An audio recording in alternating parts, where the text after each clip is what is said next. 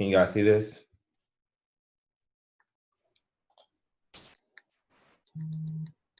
Yeah, we can see it. All right. Okay, I'm re-agent. All right. Good morning, guys. I'm Tech Sergeant Jenkins.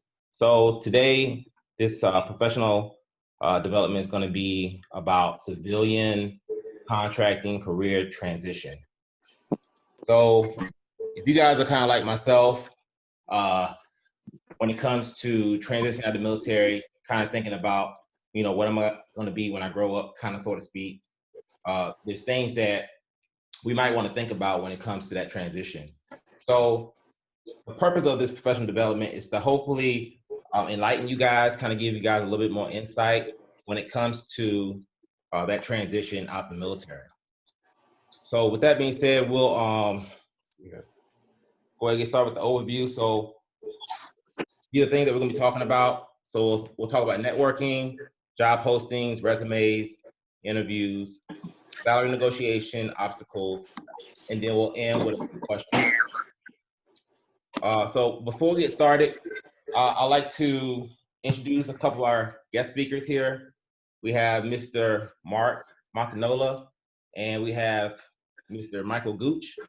And so throughout this presentation, they're going to help elaborate a little bit more in their personal experience when it comes to that transition from the military into that civilian sector. Okay, September 29th. Hey, Jenkins, Okay. can you hold on a second? Hey, guys, can everyone mute their mics if you're not talking? Thank you. Cool. All right. Appreciate that, Kurt. So without further ado, here's Mr. Montanola and Mr. Gooch. Hey guys, how's it going? Most of you guys have interacted with and talked in my brief time here. A little bit of my background, active duty, on the C-17s. Also did a 4-year stint in the CRW, working various jobs there, and then got out of the military. Took a year just sabbatical. Then started going to school full time, and then transitioned into the contracting gigs as they've been available through my own networks and other things, and I've had good experiences with it, and hopefully I could share like a little bit of knowledge that I picked up along the way as far as how to get these gigs and some of the things we'll be covering here today. And then I'm Mike Gooch. I've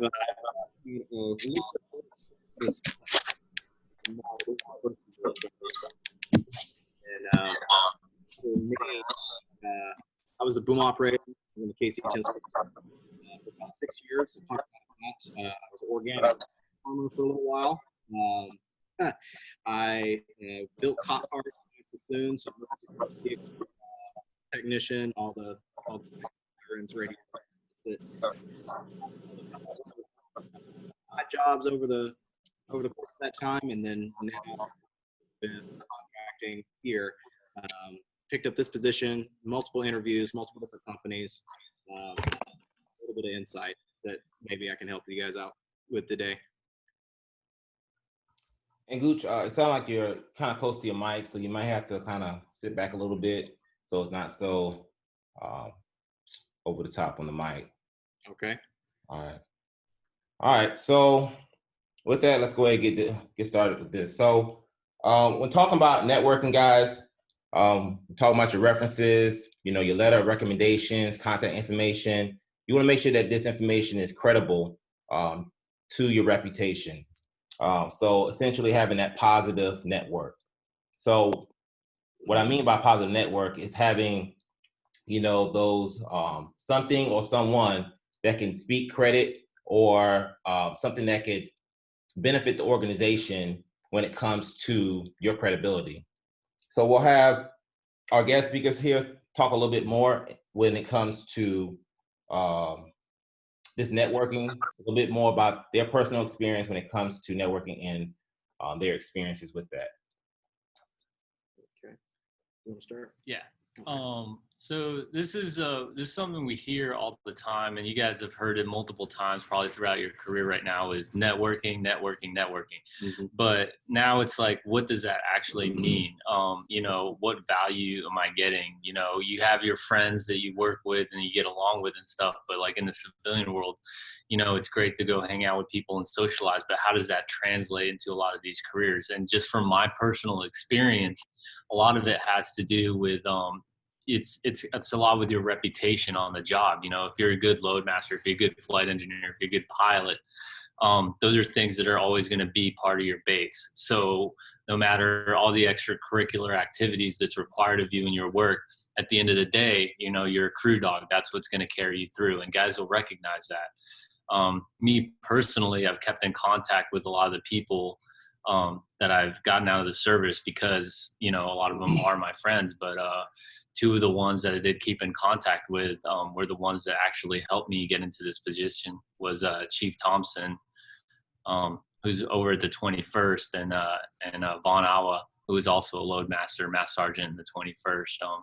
But me and Vaughn have known each other for 15 years, and literally we sat down for lunch one day just after a hike, and he brought this up because he was putting in his resume for this company. And I was like, yeah, I'll give it a look and kind of randomly do that. But that's kind of how networking works. You know, I got contacted with him, and literally I think the turnaround for that was I turned in my resume on a Saturday and I was hired on a Monday after a phone interview. Mhm. So these things can happen really quickly, especially in the contracting world. So you have to have that network, but you also have to have the other things lined up for it. If they knew that my reputation as a load master was a guy that would just kind of sit on his laurels and, you know, I was really good at all this other extracurricular stuff, but didn't know what I was doing, probably wouldn't have been put up for this, or they wouldn't have recommended me or had me use them as a reference. So a lot of those things, especially this is more for the young guys, as you go through this training and especially here, I've seen, you know, guys get kind of disgruntled in their upgrade process because of the amount of time it takes. Don't let that get you down, you know, kind of keep pushing forward. And that stuff is gonna shine a light on you at the end. They'll be like, yeah, you know, he had some stuff going on with him, but he pushed through it and he was able to be resilient and get those things done. And that's the stuff that people are going to remember you for. So when they talk about networking, it's that positive networking. So when people think of you, they have that positive experience with you. They're like, yeah, he got his stuff done when he was supposed to. He was a guy that we could always rely on. He had his currency in line. He was able to get his upgrades done. He might have had a couple of hiccups here, but at the end of the day, he was a reliable source for work when we needed him. And just exactly as you said, you pretty much covered almost all of it. While you're in, it's much easier to get in contact with these people that are going to be a part of your network. So make sure you're saving their contact info. You're gathering all your networking pieces before you get out, because I found out the hard way, it is much harder to get in touch with people that are in the service, get back on base. Oh, shoot, I needed to take this off the drive because this is something that, you know, my EPRs or something along those lines. Take everything that you can while you're in the military. So those email addresses, phone numbers, the people that you can still get in contact with, because there was a lot of people that I had only had contact with via email. I didn't have their phone numbers. And it was through my Air Force email, and I had no way to look them up once I was out of the service. But those people were people that were definitely in my pocket and on my team when it came to providing references, providing, as you can see on the slide, letters of recommendation. A lot of jobs don't ask for them, but it never hurts to have your prior supervisor or somebody in a very, you know, higher important position write a letter of recommendation that talks your work ethic, because even if the job posting doesn't require a letter of recommendation or references, if you provide those, you're one leg up on people that don't provide them. That's about all I got. Yeah, that's the big thing is letter of recommendations are nice, but it's really like it's the references that you have on there and the people that are willing to vouch for you, because that's another thing, you know, when we talk about that in the military, it might not be such a big thing, you know, to, hey, that guy's going to transfer over here, move over to this unit or this squadron and take that position. Those are things that happen with job moves. But in the civilian world, that is asking a lot for someone to put their name to you when a company is hiring you. So there are people that I really got along with that were great people individually, and there was nothing wrong with them, but I would not feel comfortable having them use me as a reference. And it goes both ways too. You know, that's something when we talk about that positive networking, people have that, all right, if I put my name to this person, they're not going to soil my reputation as well within the company. Cause usually it's guys vouching for you within that company. Cool. Cool. So our next main point of discussion is job postings. So there are numerous sites out there available to you guys. We'll talk about those popular sites a little later. One thing I want to kind of hit home with is, you know, separating those wants versus your needs. So kind of thinking about, you know, things that might be good for your family, things that might be good for yourself, or, you know, just being flexible, to going from something that maybe you wanted, but, you know, essentially this is probably what I need. And we'll also get a chance to talk about positions, you know, whether that be a civilian position, a contracting position, a federal position. And if that's the case, what's the difference between them? You know, knowing the difference between the positions can definitely be very beneficial to you in the long run. So we'll have Mark kind of talk about it first, and then we'll have Mr. Gooch here go a little later after that to kind of go more in depth, kind of help enlighten us and kind of giving us more clarity in answering some of these questions.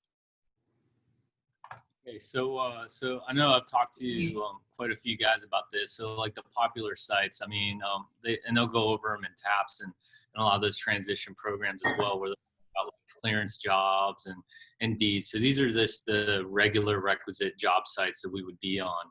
A lot of the things to look for in there, and I've told guys this, is you have to look at it because a lot of those sites, in very small letter at the very end of the job description, it'll say contract pending. So what that means for a lot of people is, you know, you put in some people will think, you know, I put in my resume to these guys, they're holding on to it. Well, a lot of these companies are trying to stack resumes. So they're trying to collect your resume and they don't even have a contract for that job or a position available yet until they receive that contract. So that's part of when they go over to the base or the contracting and do their bidding, say, hey, yes, I have my company and this is what we're going to pay, but we also have this many people waiting in the wings to take these. So these positions will be filled through us. So that's something guys need to look out for. You know, if the contract's already there, then yes, definitely that's more in the positive direction. But if it's not, you know, don't think that they're just going to call you right away. You know, it might take months, it might take years. Like I said, some of them are just trying to get resumes to show that they can fill these positions on their own. Wants versus needs, you know, everyone has their own different values when it comes to that. It's like Maslow's hierarchy of needs, you know, what's going to be best for my family, you know, those types of things come first for a lot of people, especially when you get out of the military. There is going to be more of that work-life balance. You know, you're not going to be gone for 14 days at a time. These are usually 9-to-5 jobs. So you're going to have to figure out which ones work better for you, the office environment. That was one of the big things for me to stay at the 21st or at the 22nd, you guys had a really great work environment here as far as like just the culture and the leadership and everything like that. I felt no discomfort in working here as a civilian. I felt very welcomed, and that was part of the reason why I was able to stay as long as I could. Yeah, wants versus needs. So I'd like to touch on that one. A lot of people, they want to get this super cush, awesome job that pays them $80,000 to $100,000, and that's the only jobs that they're going to apply to. And then coming up on, 2 weeks before your terminal ends and you haven't secured that job, people start freaking out. I've just got 2 examples of want versus needs for me. So when I first got out of the military, I wanted something simple. I was a UDM over at the KC-10s. We had the second highest ops tempo on the base, minus the CRW. I was burnt, so I wanted something simple. So my wants put me into organic walnut farming. I just wanted to go out on the farm, drive a tractor, just do some farm work, be by myself. Well, my needs, I needed consistent income. And that was not a consistent income. It was up and down. Sometimes the farm needed work, sometimes it didn't. So there was weeks at a time that, hey, you just show up, you water some things, turn on the pumps, and that's it. So that's a good 2-hour day. And here in California, you can't live on hourly wage working 2 hours a day. So my needs directed me to get another job. And so when I got that job, I was doing some mechanic work. It was just mindless turning wrenches. It was super duper easy. But again, wants versus needs, it didn't pay me well enough, or it paid me well, but it didn't pay me where I really wanted it to. And I knew that I could have a job that, had a little bit more responsibility, but would take care of the needs that I had and some of the goals that me and my wife were aspiring to. So I had to heavily weigh that wants versus needs, because honestly, I'm a simple guy. I'd rather be turning wrenches, just up under a car doing my own thing. But it's not always about just me and what I want. It's what's going to get my family ahead. So the pending versus actual postings, Mark touched on that. Yes, it's not just contracting that will do that. There's a lot of civilian positions out there that, if it's I got a good buddy of mine that works in construction, and so he's constantly trying to hire crews and teams to go out to do jobs that they don't have the job secured yet, or the job is going to be in 6 months. You really need to read that job posting to know if it's going to be just a temporary position. It's only going to go on. It's only going to be, hey, the job is going to happen in 6 months. We're just collecting resumes right now to get a crew together. Oh, and the job is only going to be about a 3-month-long job. Don't put all your eggs in one basket and apply to this position thinking, oh, I've got this sweet construction gig that's going to be, that's just going to be consistent, when in actuality it was in the job description that it wasn't. Then the other couple things I wanted to touch on is applying for multiple positions. You can't just apply for one job and then put all your eggs in that basket and hope and pray that that job calls you back. A lot of places are not going to get back to you, and you're going to sit and you're going to wait, and you're going to look at the phone, and you're going to call them, hey, what's up? Any status update? Nothing. You can't sit around. You can't sit around and just wait for a job to land into your lap. You've got to do something about it. Nobody loves you more than you. And that's especially true when it comes to hiring. Nobody's going to take care of you and your family better than you. So it's at one point when I was looking for changing jobs, I think I was applying to like 10 different jobs a day. I did that consistently for about 3 or 4 weeks. It was absurd. It was very time consuming. But I got a slew of interviews, and at that point, I had options available to me. You never want to be stuck in a place where you feel like you have to take a job that's less than ideal, that you're not going to be happy in, just because you don't have the option available to you. Having more options available to you allows you to be pickier. And a lot of times when we go to the salary negotiation, a lot of times that will help you out when negotiating your salary with some of these positions. Is if you've got other positions available who want you to do similar work, and they're going to pay you more than this position that you really want, a lot of times you can use that to your advantage. Then the last things down here, the differences between civilian contracting and federal positions, and that the requirements aren't always mandatory. That's more so along the lines for civilian and contracting positions. So Mark, he's taking a job right now, going over to the CRW, that the job posting says bachelor's degree required. And a lot of people wouldn't even touch that if they don't have a bachelor's degree. Mark doesn't have a bachelor's degree. He's pursuing it. But it all comes down to his reputation, the interview that he went through, the confidence that he had with that interview. And there's a lot of other factors that play into whether or not you're going to be a right fit for the job, and whether or not the hiring manager is going to take a look at you, more so than just your requirements that they have on that posting on paper. It's not always the case, but a lot of times I've found that it is.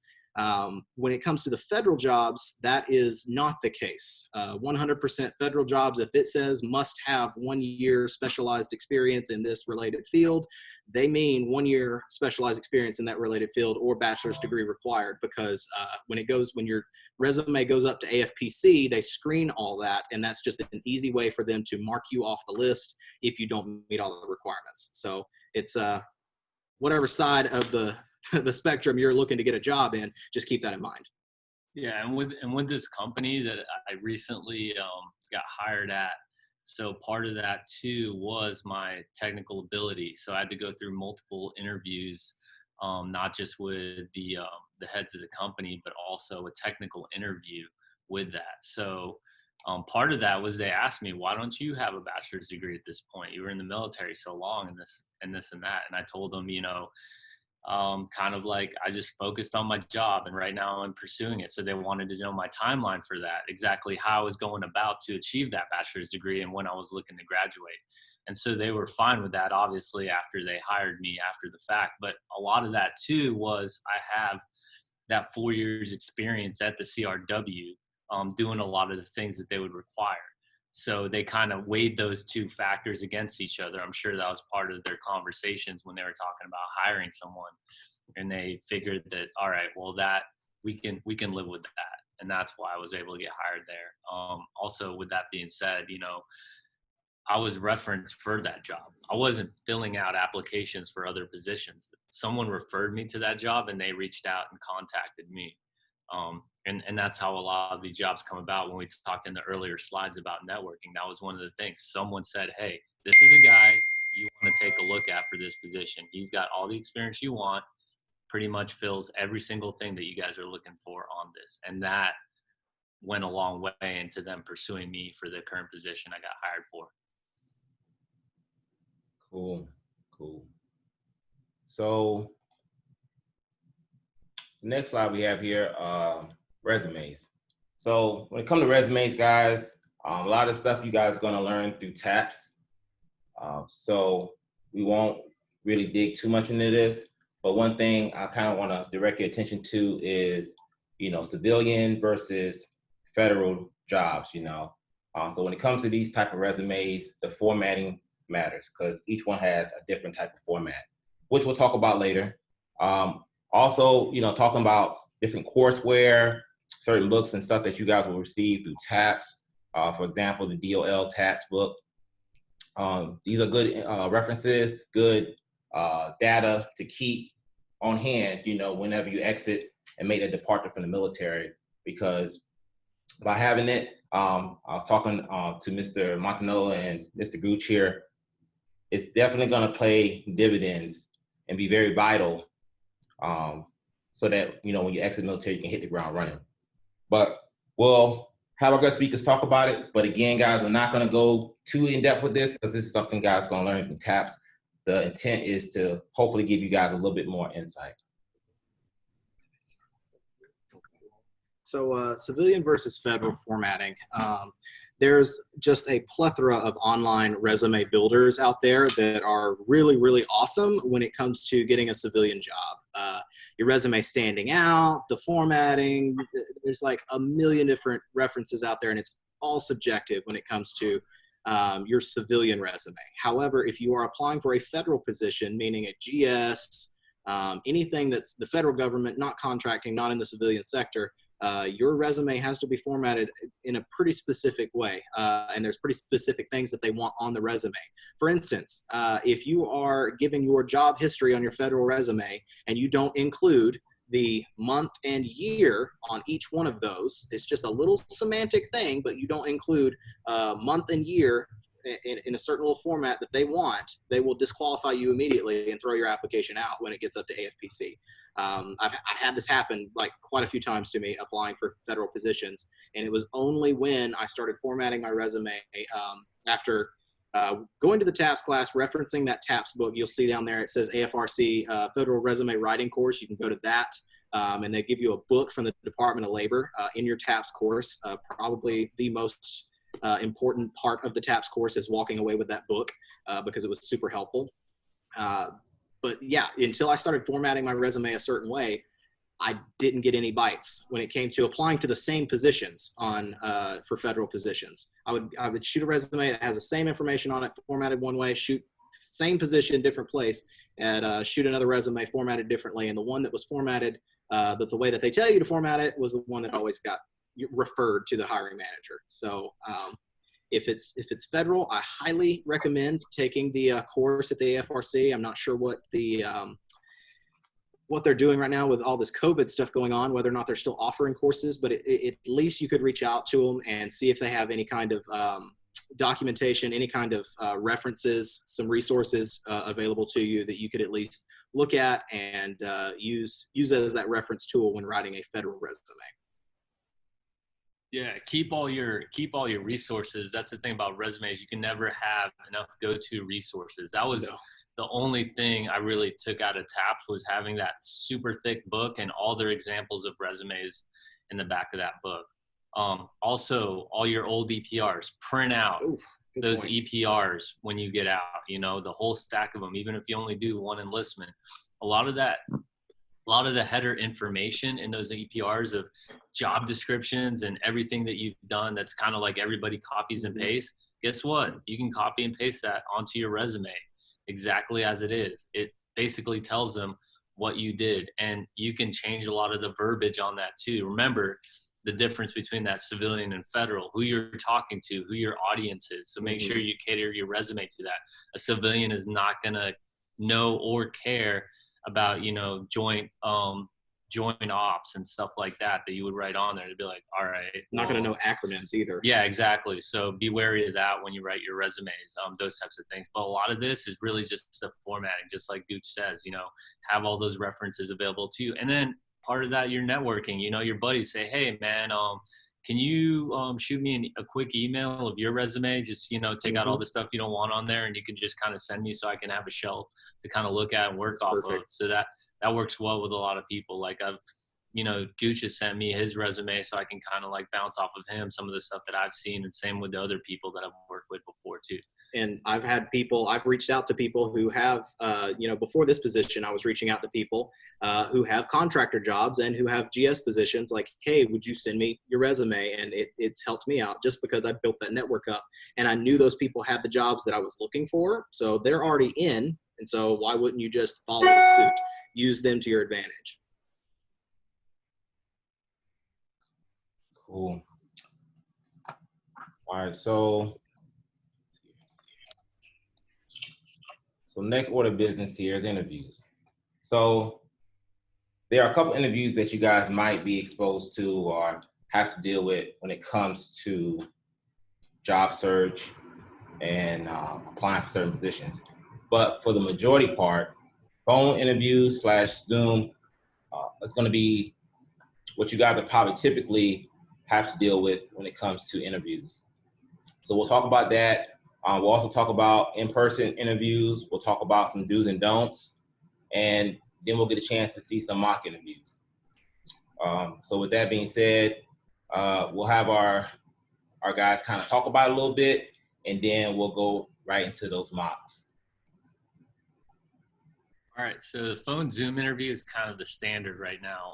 The two companies that I've had a chance to work for at this point have both been phone interviews. And there's different types of phone interviews too. With the first company I worked with, it was literally just talking with the hiring manager and then the regional supervisor on the phone. And after that, everything was kind of like processed through. With this latest one that I just accepted, they were more comprehensive. So I had multiple phone interviews with a technical interview thrown in there to kind of gauge my job knowledge of the position I would be going into. So those are things you have to consider. On the phone, obviously, you know, you can talk to them and the reception and stuff like that. So make sure you're in that empty room. With the Zoom, you might have to be a little bit more careful. That was a technical interview, you know, obviously be in a nice, quiet room, but also make sure your appearance is pretty good as far as the Zoom interview goes. You don't want to show up in a onesie in one of those. In person, I don't have hardly that much experience with outside the military, so I'm not going to speak too much on that. And then the do's and don'ts, we can cover that during our mock interviews. But a lot of the guys, you know, you try to bring up things and that aren't essentially appropriate at that time. So a lot of guys will bring up salary, like, hey, and that's a big thing to people. But there's a time and place for a lot of these questions. Also, be open for a lot of things. If someone asks you during an interview, like, hey, how do you feel about working with this product? Don't automatically shut it down. There's a reason why they're asking you that question. A lot of guys get, you know, kind of X'd out for that kind of stuff. They're like, oh, well, we weren't really looking at that, but just with the attitude of that person coming off, that's probably not someone we're going to want in that position. I would like to touch on phone and Zoom interviews. So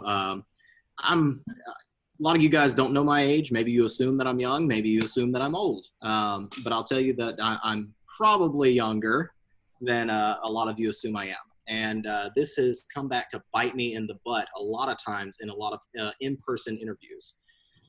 Just because you're not supposed to discriminate on age, but if you've got an old crusty hiring manager that you're interviewing with, I've definitely been discriminated because I'm a young guy, and he's just like, no, you're not you're not what we're looking for.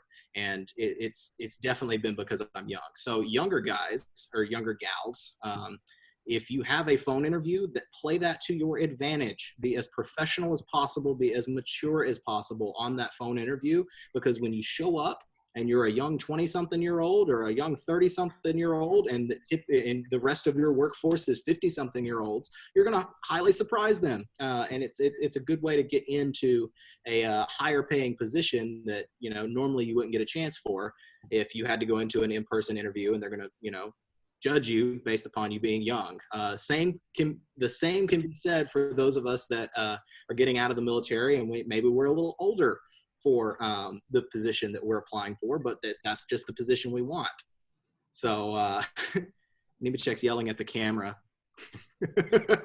I was just wondering if you were referring to me, calling me old. No.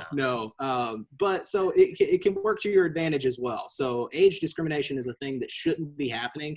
But as we can see with everything that's going on in the world right now, there's a lot of crap that shouldn't be happening that is happening. So just use those phone interviews to your advantage if you're younger or older. If you get the vibe that the place that you're going to be working, it's really just the particular hiring manager. It's probably not the culture of the company. If you just get that vibe that he's probably looking for somebody that's older, or he's probably looking for somebody that's younger, use the phone interview to your advantage. Yeah. Also, with that, they've already looked at your resume at this point if they're calling you for a phone interview. So they've got a rough estimate. Yeah. So they also are going to hold you to that standard. Just because you're out of the military at this point, you're still held to that customs and courtesy standard. So don't throw that out the window once you get out of the military. I mean, you can grow your hair out and grow a beard and do all those cool things you didn't get to do while you were active duty. Just remember, the people that are looking at you, they're going to expect, kind of like that customs and courtesies, especially most of you guys are going to get, and girls are going to get interviewed by people that are a lot older than you. So they're going to expect, they're not going to expect it, but, it doesn't hurt to give the sir or ma'am and kind of those things that we grew up with in the military culture.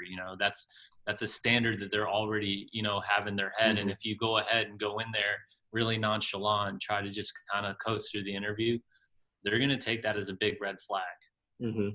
Just, I don't know, situational awareness is important. You don't go into an interview with a guy that's super professional, ex-military for 20 years and try to bro it out. Like that interview is not going to go well for you. But then again, if you go into an interview and you see that maybe it's like, I don't know. We'll run it through right here. We'll do a quick mock interview. I'll interview Gooch, and you guys can see some of the questions and things that they would ask. We're going to do it in person, but we'll pretend like we're doing it over Zoom or in the phone. So we're not going to run through a full-on mock interview, but maybe we'll do a couple questions. You guys can get an idea of some of the things that are going to be asked. So, okay. Who wants to start this? I'll interview you. You're going to interview me. Yep. Okay. So what's your question? So looked at your resume and everything looks pretty good. You have all the qualifications we're looking for. I could see that you're working for a company currently. So why are you looking to leave that company and join our company right now? Perfect question. And I'm going to step out of the interview for a moment. This is a don't. Do not bash your current company. As if you hate your boss, if you hate your current company, if you hate your current position, this is not the time to vent. Just don't do it. You don't have to say a bunch of positive things about it, but you can just sort of tiptoe around that question. If it comes off as he's wanting you to say, I hate my work. I hate my current company. I really want to work for you guys. I just want out. That's not the time to do it. So my go-to answer for that kind of question is why are you leaving your current company? Well, honestly, I'm just looking for any kind of professional development. I'm looking for career progression, career advancement. Right now, whatever I'm working with, it seems it's more on if you're moving, for instance, let's say you're moving from Mark. He's moving from the squadron level to the group level. A perfect response is going to be, well, you know, sir, I'm working right now at the squadron level. That's more of the tactical level. I'm really looking to gain more influence. I'm really looking to gain more responsibility. I want to look at a job that gives me more of a strategic level of influence. I want to build that network at the strategic level because I feel like I can get more done at the strategic level. You can say that you're looking for more responsibility, even though, you know, tongue in cheek, maybe you're not looking for more responsibility, but it does bode well for the interviewer. It lets them know that you are a hard worker. I think that's about all I got for that one. All right, it's a pretty good answer. All right. So also, we're a company that runs a lot of programs and products. We go off of, you know, the contractor. So we're going to work with the Air Force, but our company is more of a consulting firm. So we're not too familiar with the Air Force, and you're going to be there with a small group of people. So a scenario that we've run into is, what if the active duty people that you're working with ask you to do something outside the parameters of the contract? How would you respond to something like that? And that's also a really good question. So if I was going to respond to a question like that, the first thing I'm not going to tell them is I'm not going to say, well, I'm just going to wash my hands with it. I'm not doing it if it's not a part of my contract. It's not really being a team player. And on the other hand, though, you're not getting paid. So in the military, you're on duty 24/7, 365. If you're asked to do something, you're going to do it. And that's just sort of how it rolls. But in the civilian world, you're not getting paid for that. You're not that's not your job anymore. You're not on call, on duty 24/7, 365. That's going to be a boundary that you're going to have to learn to adapt to. So my answer would be that I would go to our core, I would go to whoever's in charge, and we would talk about how this isn't in the contract and maybe talk about getting it added to the contract. Don't be opposed to doing the extra work because you can actually earn extra money for that. If let's say it's a contract job and something, your contract gets amended, okay, now they can start paying you more. If you immediately shut that down, you're saying, hey, I'm not a team player. Hey, I'm only here for, you know, doing just the bare minimum to get by. It's a bad look for your clients on the ground, the squadron or group that you're working in. It's a bad look for them. Shows you're not a team player for them, but it also shows you're not a team player for your company as well, because you're trying to facilitate those positive relationships. And at the same time, backtracking to networking, you're trying to develop that network through your company and your clients on the ground. It's just a bad look. So don't do things that you're not paid to do, but try to get paid for doing them, if that makes sense. All good stuff. May I ask you a question or two? Yeah. Okay, so I'm going to ask Sure. Mark a good question about something that he has no idea how to do. So, okay, we're seeing on your resume that you've got a lot of experience, and it seems like you're a pretty good fit for the job. However, there's one particular program that we use that I'm not seeing on your resume. Do you have any experience with this? And Mark, he's going to say no. So you have any experience with this? No, I do not. But How do you feel about working with this program then? I'm not opposed to working with it at all. These are, you know, things that I pride myself on as learning programs, especially if I'm unfamiliar or have no knowledge of it. I only see it as a positive because it's going to add to my skill set, and being able to go there and work with people that can kind of teach me the program as well as help me learn the nuances of it. I don't see that as being a bad thing. It's perfect. You never want to say you're unwilling. You never want to say that I don't have any experience with it, so that it would probably be difficult for me to do the job. I mean, all this seems like common sense stuff, but when you're in the interview, your brain just it goes wherever it wants to. So always have a positive outlook on if they're asking you something that you don't have very much experience with. You know, I don't have very much experience with that, but I'm excited to learn. I'm fired up to learn about it. I really like learning new things. Yeah, we bring that up because we literally had a guy just interview that said, like, hey, how do you feel about working with Microsoft Excel? And his response was, bleh. Yeah, it's no like, joke. come on, man. Like, How do you feel about it's Excel? Like one I of hate those Excel. things. Like, yeah, I'm not a big fan of Excel either myself, but there's, you know, that's why we bring it up, is those types of things. You know, you feel comfortable during the interview. Some people get a little too comfortable. And so they say that. And it's like, I understand like how he feels about it. And that's like a universal acceptance for most people. Doesn't mean you have to relay that information right then and there. There's a time and place. You know, the guy probably would be willing to work with Excel, but the way he came off was just like, all right, didn't well, like it. maybe that attitude's going to translate towards other things. So, all right, you ask them to do a little bit of thing here, you might have the same reaction. Like I said, those red flags come up right away. Always keep that standard in your interview. Be professional and try to go with the questions as they come, and be open to those things. Always be open to them. Remember, you're trying to get hired. Until they send you that offer letter, you're selling yourself to them. Once they send you that offer letter, then guess what? Now it's game on, and we'll get into that when we talk about salary negotiations. Yeah. One last thing before we move on is if you are going to do an in-person interview, I've always had a rule that was taught to me by my dad. He says, boy, you're going to dress like you want to be addressed. So, and that transfers over to job interviews as well. A good rule of thumb for job interviews is you wear one step higher than the normal everyday wear. So if your normal everyday wear at a job would normally be like, pair of slacks and a polo, I would wear a nicer pair of slacks, real nice pair of shoes, a tucked in button down. Always go just like one little step up, one step above what your normal everyday wear would be for the job. Because let's say you're interviewing for a maintenance position, okay, and you walk in there with a full suit on.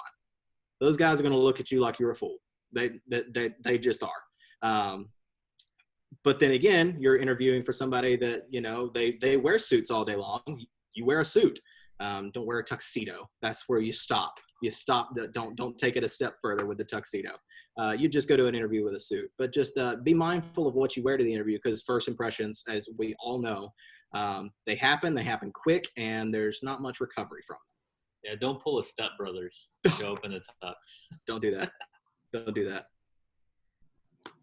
Cool. All good stuff. Good stuff.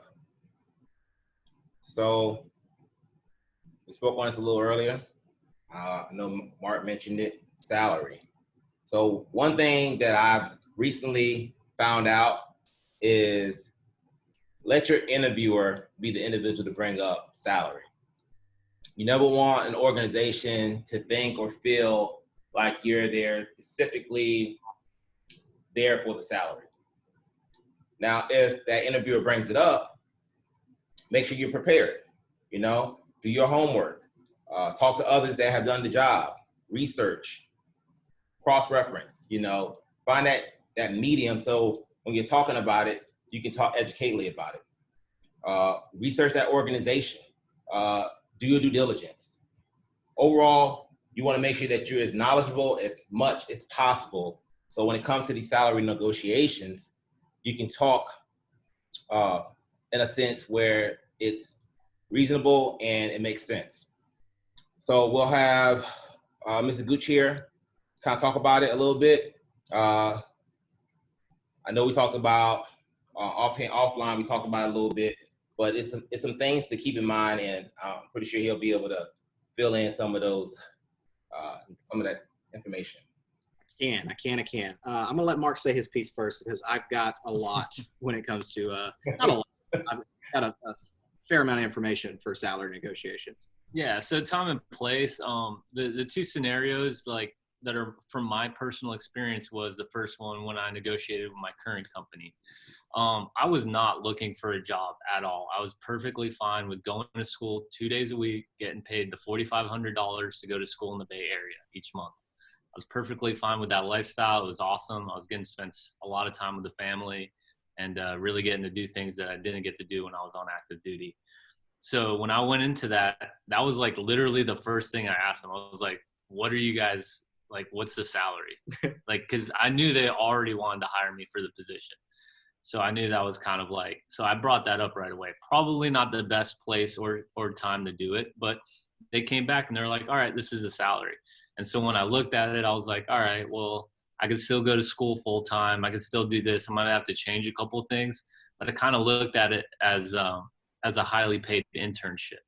So I was able to do school and get paid really well on top of what I was already making, and then still kind of keep the same lifestyle. Obviously have to go into work a little bit more often than I was doing going to school. And then that factored into my personal financial calculations. So now I was able to save up a lot more. And so things that I was looking at later on down the road kind of got moved up. And so that helped out the family in a lot of those ways as well, and me personally. And then entry level versus experience required. So when I'm looking at this, like I said, I looked at this job as a highly paid internship, and this is this is your work. So it's kind of like, you can get fired at any time, but you could also quit at any time. So that's how I kind of looked at this position. I was like, all right, well, you're hiring me for something. So originally I was told I was going to be the training guy at the 21st. So go back with C-17. Very familiar with that. Loved the squadron when I left there. Had nothing but good things. And I knew the guy I would be working with, Von Awa, known him for 10 plus years. And I was like, all right, I could have him as my boss. I worked with him before.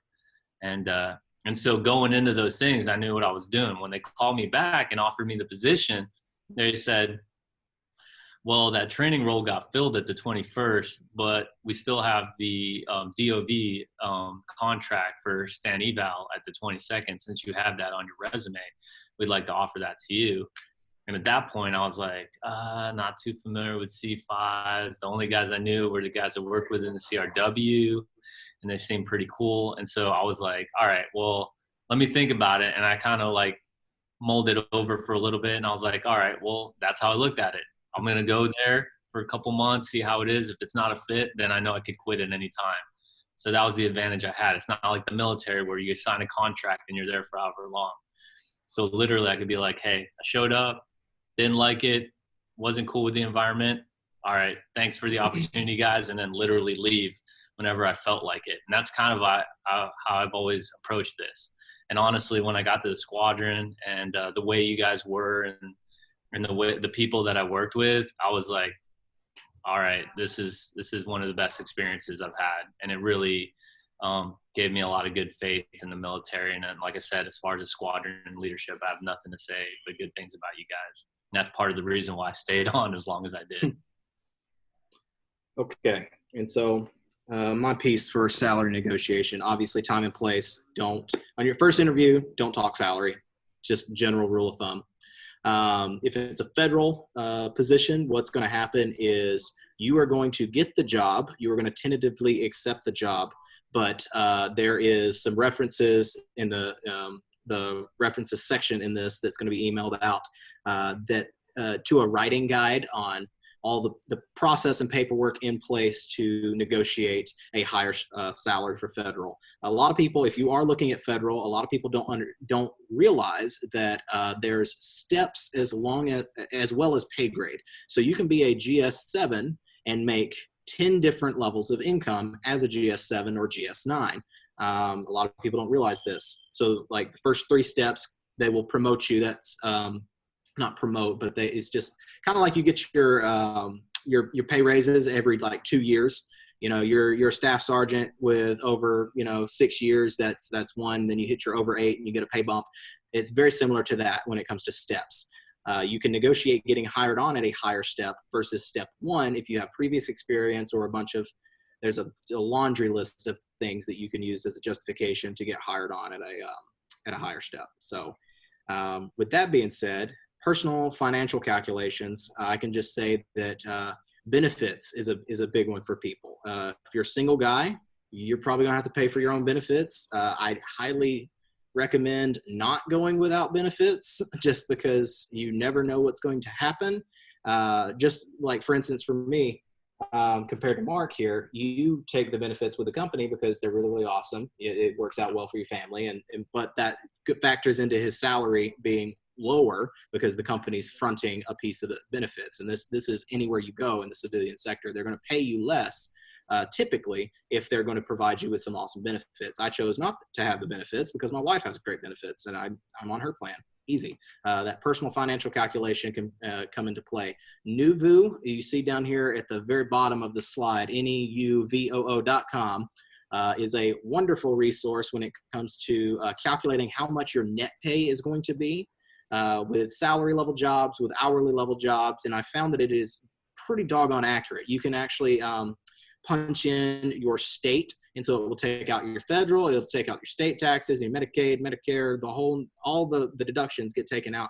And it's been accurate for me for multiple positions within about $50, the net income. So it's pretty awesome tool if you're wanting to know, like, okay, I got this job for 75,000. Okay, well, is it really going to be enough once all the taxes and everything are taken out? So you can punch it in, and then you can see your take home, and then you're like, oh, wait, maybe it's not, or maybe it is. And then I guess the last piece for salary negotiation I want to put out is if you get hired on, or you're in the interview process with a company that's going to let's say pay you not as much as you're making now. You can always say, well, I make more now. Can you at least match my income? If you want the job, but you're not trying to move. Typically, studies show right now that you can get between a 10 and 20% increase when you move jobs if you're telling them the reason that you're moving jobs is for professional development and career advancement. I think you're supposed to earn 50% more over the course of a lifetime, person that stays at a job versus a person that moves around a lot. I'm not saying move around a lot because that looks real funny on your resume, but if it comes down to getting a better job, typically moving jobs, you're going to get more of a pay raise than your boss is going to give you on your yearly. If you get a offer from a company and they're going to pay you more, before you just pull chocks, punch out, give your 2 weeks and peace. One thing that you can always do is go to your hiring manager, go to your current company, talk to HR, and you can say, hey, just got offered this position. This is what it's paying me. It's, around $10,000 more than I'm making here. I really, really like this company. I really want to stay with you guys, but I got to do what's best for my family. I really want to take this position because it pays me more. What can you guys do? Is there any flexibility? What can you guys do? The company I was with previous to this, they actually gave me a counteroffer when I wanted to take this position. It was still lower, but they worked the numbers and they gave me a counteroffer, and they said, you're probably going to decline it, but we worked the numbers. This is all we can afford. And I really appreciated it. They tried. You never know. You never know what your company's going to do. And then lastly, is do your research before you start negotiating salary. The little funny thing on here, the guy's saying 65 and then this guy's saying like, what, $100 million. Don't be absurd when you're asking for salary, and don't give them a range. If you say, I want between 65 and 75, they're going to say, well, you said 65, and they're going to offer you 65 every single time. They're not going to play this whole range game with you. So do your research beforehand. If the position locally is making around 65, guess what? If you're requesting 80, you're not going to get it, and they're not going to budge on it because they do their research too. So a good place to do research is going to the U.S. Census data. For the census, you can go online and find all the data for localities, big major cities, and it's got almost every job you can possibly think of on there and what their low-end, median, and high-end salaries are, and just a slew of information that you can use to find out what you think that position that you're applying for should have a salary based upon your local area. And then you can start your negotiations based on that number. And you can tell them that you did your research according to the U.S. Census data, which backs it up a lot when it comes to HR. It's not just a number you're pulling out of your ass. So that's about all I got for salary negotiation. Yeah, and I'll add one other thing. When it comes to salary negotiations, you guys want to make sure you do your due diligence. So you could be doing a job, someone else is doing a job with you, and you can ask that individual. Granted, a lot of companies ask that you don't do that, but it could potentially be a situation where one individual doing the same job you're doing is getting paid more money.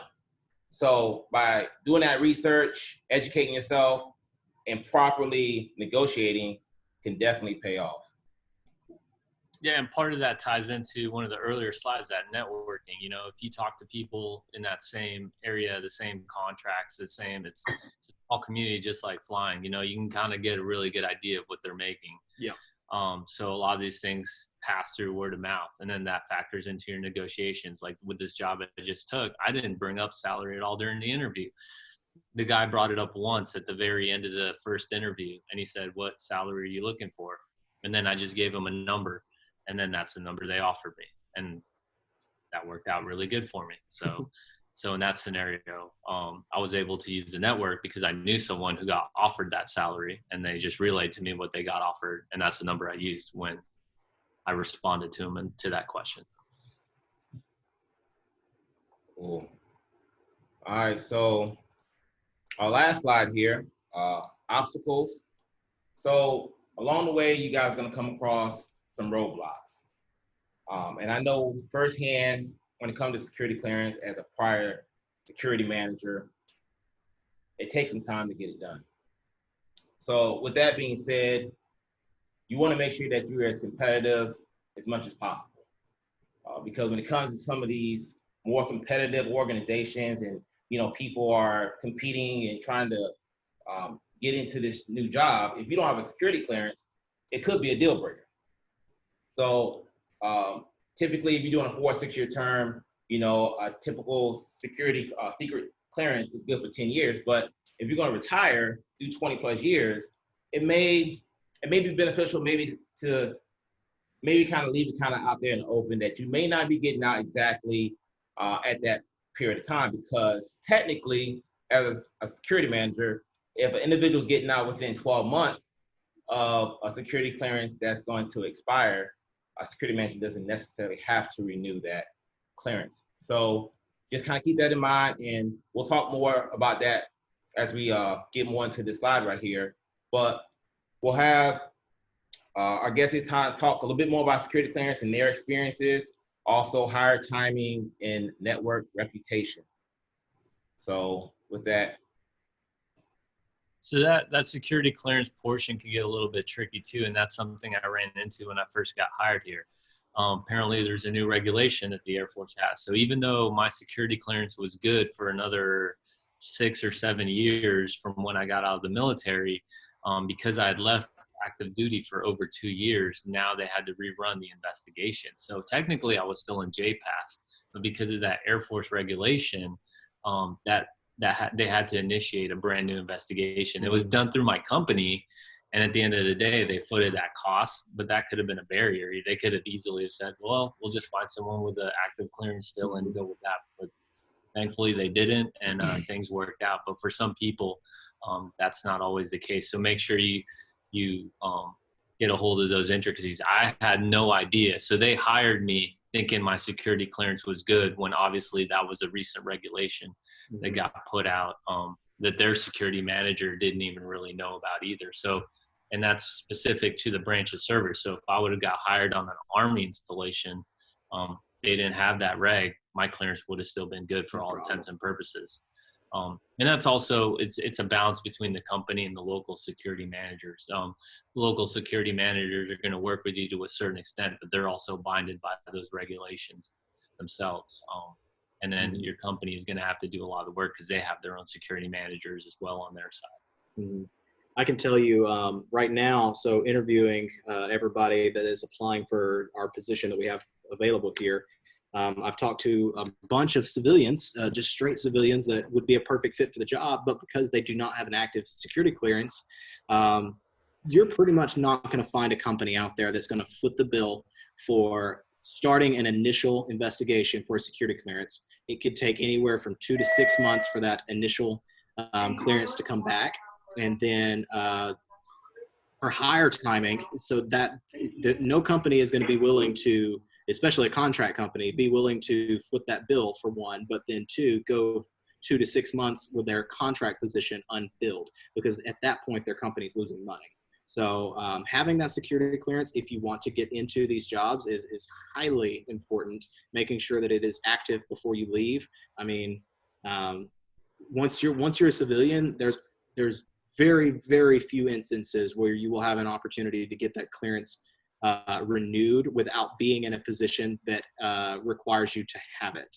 I don't even think as a straight civilian you can get a clear. You can't even apply to get a clearance unless you are currently, you have that need to know, which is you having a position that requires you to have a clearance. So it's very important. Hire timing, make sure that you're applying for jobs, and this should be common sense stuff, but common sense. Make sure you're applying for jobs well before your terminal leave date or before the date that you need a job. Just do yourself a favor and don't put yourself in that position where you have to take the first thing that just comes along, anything that moves kind of thing, because that's not a fun position to be in. Be smart about it. Start applying early, and just just be smart about timing, I guess, is all I got. All good stuff. Good stuff.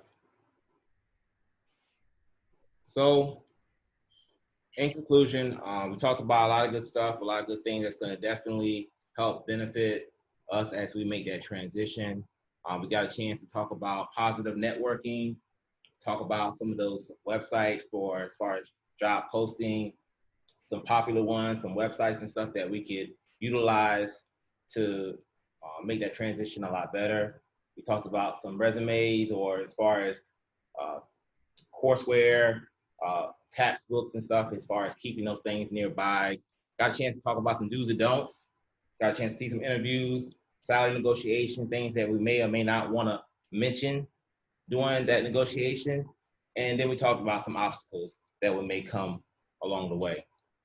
But overall, guys, the intent of this presentation was to hopefully prepare you guys as you make that transition outside the military, as well as things that you might come along the way, no matter if you're doing one term, one enlistment, you're going to do 20 years, 24 years, whatever the case may be.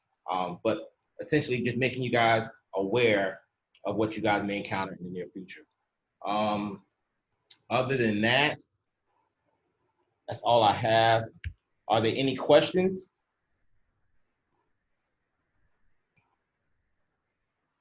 Any questions? I can't see any, if you guys raise your hand, I can't see because I have sharing the screen. So just unmute yourself, or you can have somebody mention what's being said. Any questions? No questions? All right. So we talked about a couple of these things here as far as some sources.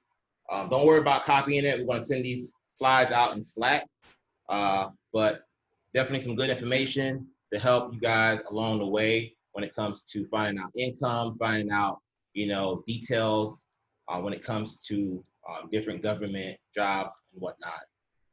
But if there's nothing else, that concludes this presentation. I hope you guys enjoyed it.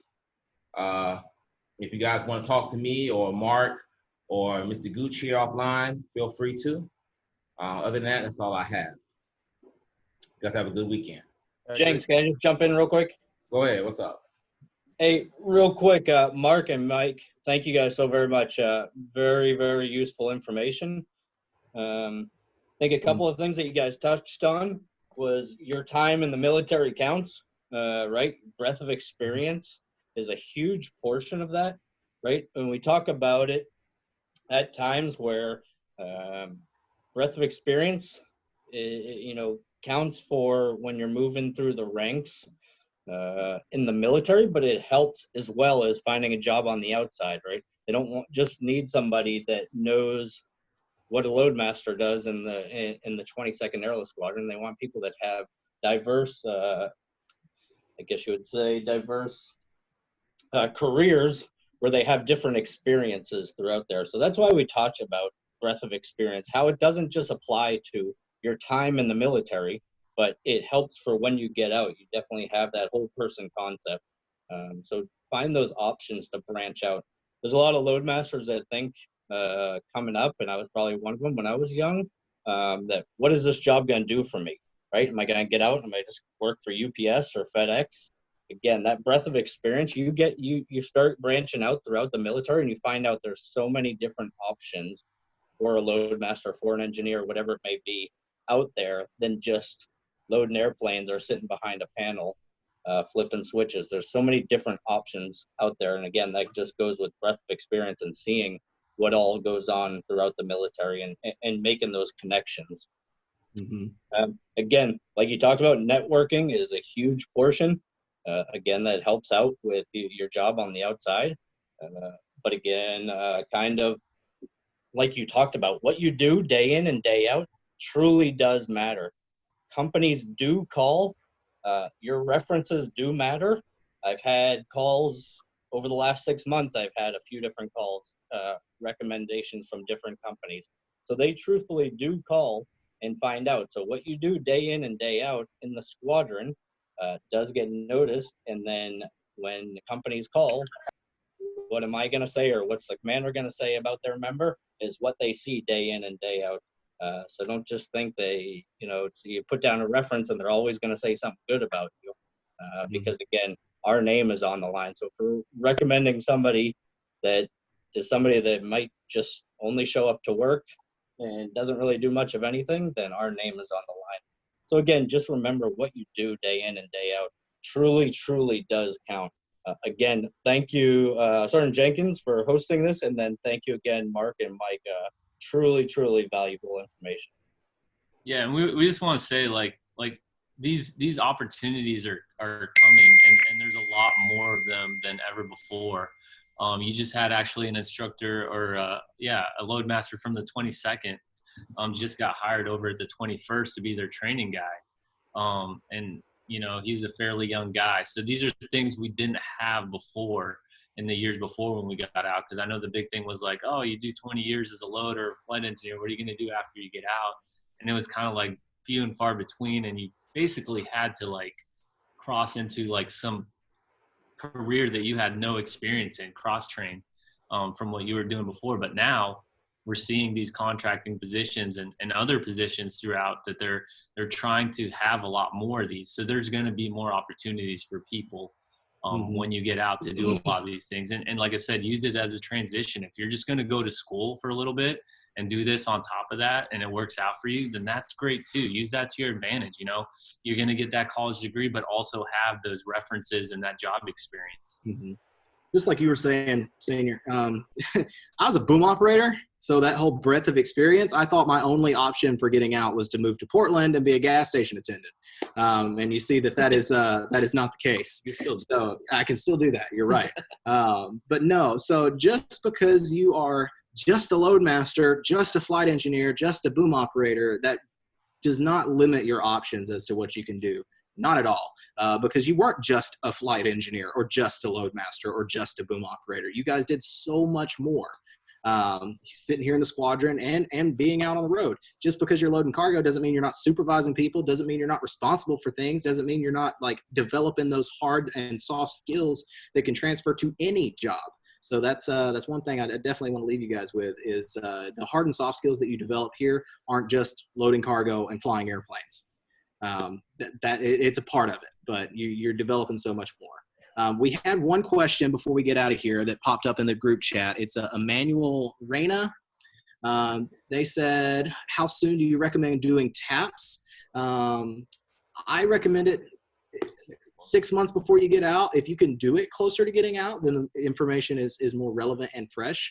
And when I was in, I don't think there was a limit to how many times you could do TAPS. There was a limit to how many times I could tolerate TAPS, but there was not a limit as to how many times you could do it. So you could totally do it, knock out your congressional requirement to do it, and then you could probably call the AFRC and be like, hey, you know, I don't want to do the first 2 or 3 days, but can I come in right before I get out and sit through the Department of Labor portion? Because that portion is actually pretty helpful. I don't think the AFRC would have any problem with you doing that. So hopefully that helps. Hey guys, can I ask a question as well? Yep.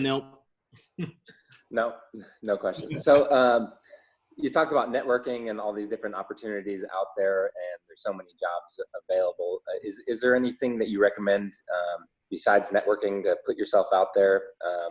I know LinkedIn is a popular one. Is there any other recommendations that you guys have, or any tips that you have for LinkedIn and networking that way? I've got one. So I wasn't looking for this job when I got this job, but LinkedIn obviously is a very valuable tool if you use it correctly. I find that LinkedIn gets used more so along the lines of Facebook than it does as a professional tool. So just be careful how you use it.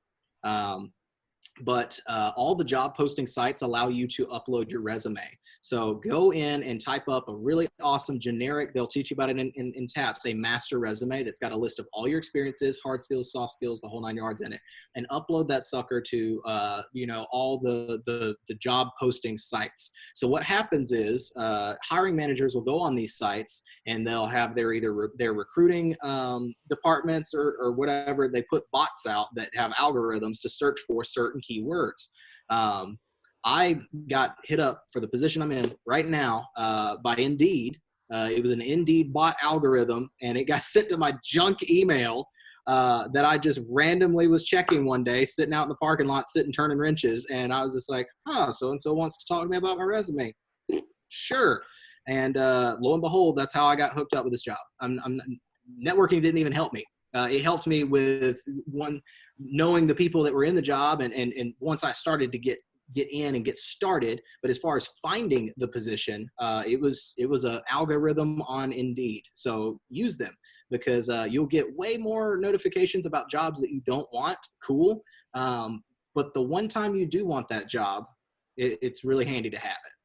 Yeah, and be proactive too. You know, it's a lot of these things of having your jobs on like Clearance Jobs, Indeed, all these websites. Also, look at the company itself. If you see the same companies posting on these, you know, with the same job postings, go on the company website. A lot of them have resumes you can upload on their company site, and that's gonna, you know, maybe people overlook that for some reason, but at the end of the day, even if they find you on Indeed and stuff, you're gonna have to upload your resume on their company site for them to look at it. So, you know, be proactive on that end. You're not gonna short sell yourself by going above and beyond and going straight to the company sites themselves and uploading your resume. Do you guys have any experience with recruiters at all? What kind of recruiters? You're talking like job recruiters? Or job placement recruiter that was recruiting for you, that was looking for jobs for you? No, I don't have any experience with it personally for me and my positions. However, I'm friends with 2 or 3 different people that work for either some temp agencies and some recruiting agencies as well. And as far as I can tell, just from being friends with them and talking to them about their job, it does help out.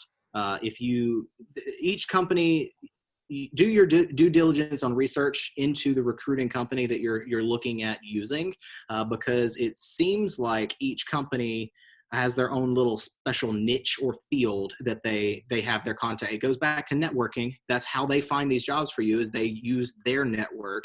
And a lot of times that company will specialize in a certain industry or field, and that's the network of contacts that they have, when you can use a completely different company and then get a completely different set of results because their network is different.